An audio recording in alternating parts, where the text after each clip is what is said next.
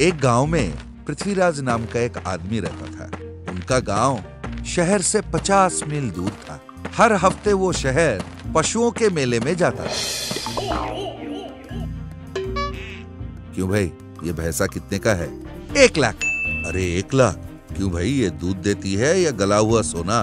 इसकी दूध और सोने में फर्क ही कहाँ है साहब। आपको खरीदना है तो खरीदो, वरना अपना रास्ता नापो। खरीदार इसके कोई कम नहीं है। अच्छा, तो बेच लो किसी और को।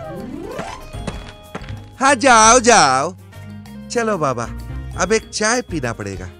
वो आदमी चाय पीने चला गया। उसके जाते ही पृथ्वीराज उस पेड़ के पास पहुंचा। उसने आहिस्ते से भैंसे का रस्सी खोला और उसे लेकर वहां से आराम से निकल गया। फिर उस भैंसे को अपने भैंसों के साथ उसने 10 दिन तक रखा और उसे बेचने का उसने एक पार्टी ढूंढ लिया। हाँ भैया, बताओ कितने में बेचोगे? दिन का 10 लीटर दूध देता है, तुम जो भी घास डालोगे वो खाएगा। ठीक है भाई, अब बताओ दाम कितना है, बता दो। 1 लाख रुपए। अरे 1 लाख रुपए भैया, तुम ही रख लो, मुझे नहीं चाहिए। अरे भड़कते क्यों हो, कितना दोगे बताओ तो सही। थोड़ा बहुत इधर उधर कर लेंगे।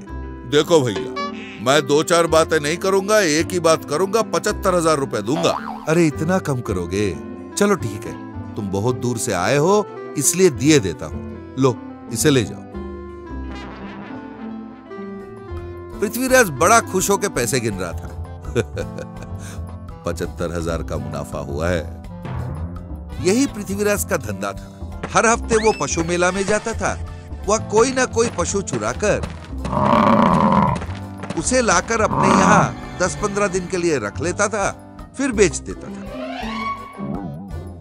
एक दिन वो अपने मवेशियों को घास चराने ले गया। पता नहीं क्यों उसे लगा कि जितने मवेशी उसके पास होने चाहिए उससे ज्यादा है। अरे लग रहा है भैंस ज्यादा है, गिन के देखता हूँ। उसने गिना तो एक भैंसा ज्यादा निकला। ये भैंसा कहाँ से आ गया? सोचते हुए वो उस भैंसे के पास पहुंचा। ए, कहाँ से आया तू? मुझे मत मारो, मैं दूसरे ग्रह से आया हूँ। तुम्हें बोलना आता है?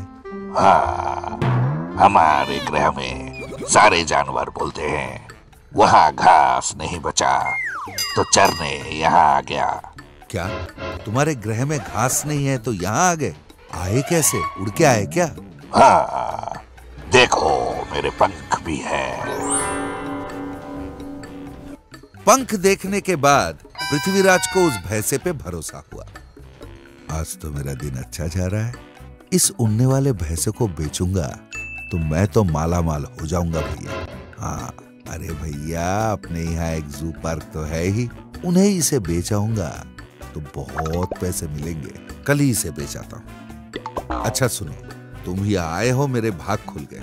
अब जितने दिन रहना है मेरे यहाँ रहो आराम से। ठीक है। अच्छा सुनो, मैं एक फोन कॉल करके आता हूँ। उसने जू पार्क वाले को फोन किया और उस भैंसे का कीमत 10 लाख रुपए तय किया। जू पार्क वालों ने कहा कि 4 दिन बाद आके वो भैंसे को ले जाए।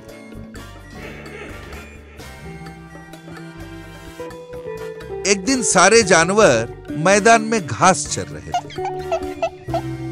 ये पृथ्वीराज तुमसे दोस्ती करके तुम्हारा गला काटने वालों में से है, इसलिए तुम्हें अच्छे से घास और दाना खिला रहा है। ऐसा नहीं है, वो अच्छा इंसान है। अरे वो तो चोर है, हम सबको चुरा के लाया है। तुम्हें तो उसने जू पार्क वालों को बेच दिया है। आजकल के अंदर आके वो तुम्हें ले जाएंगे। फिर उस भैंसे ने पृथ्वीराज की पूरी कहानी बताई। देखूंगा तुम्हारी बात सच है या झूठ। इतने में उसने देखा कि कुछ लोग बड़े बड़े जाल लेकर उनके तरफ आ रहे थे। नजदीक आकर उन्होंने जैसे इस भैंसे को जाल में कैद करने की कोशिश की,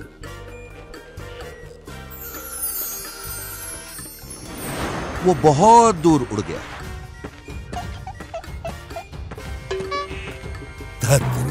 किस तरह के इंसान हो तुम लोग? वो तो उड़ने वाला भैंसा है। मैंने पहले ही कहा था कि उसे बड़ी सावधानी से पकड़ना होगा। सब सत्यानाश कर दिया। अब जाओ यहाँ से। अरे बाबा, कहाँ जाएगा? हमसे जो एडवांस दिया हमको लौटाएगा। अरे बाबा, पैसे कहाँ बचे, खर्चा हो गया। कोई बात नहीं, हम तब तक तुम्हारा घर रख लेगा, अब जाओ। उनके जाने के बाद पृथ्वीराज ने सोचा, अरे जाओ जाओ, मेरे पास इतने भैंसे हैं, उन्हें बेचूंगा तो एक ही दिन में इससे बड़ा घर खड़ा कर लूंगा। ये सोचकर वो पीछे की तरफ मुड़ा, पर उसके सारे भैंसे गायब थे। ये देखकर उसके होश उड़ गए। इतने में वो मैजिकल भैंसा वापस आया। मुझे ठगने की कोशिश की तुमने, इसलिए जो भैंसों को चुरा लाए थे उन्हें वापस अपने घर तक पहुंचा के आया हूं मैं। अब मारो।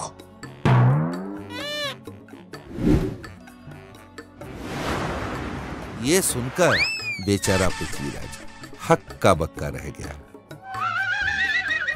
ऐसे ही ज्ञानवर्धक कहानियों के साथ हम फिर मिलेंगे।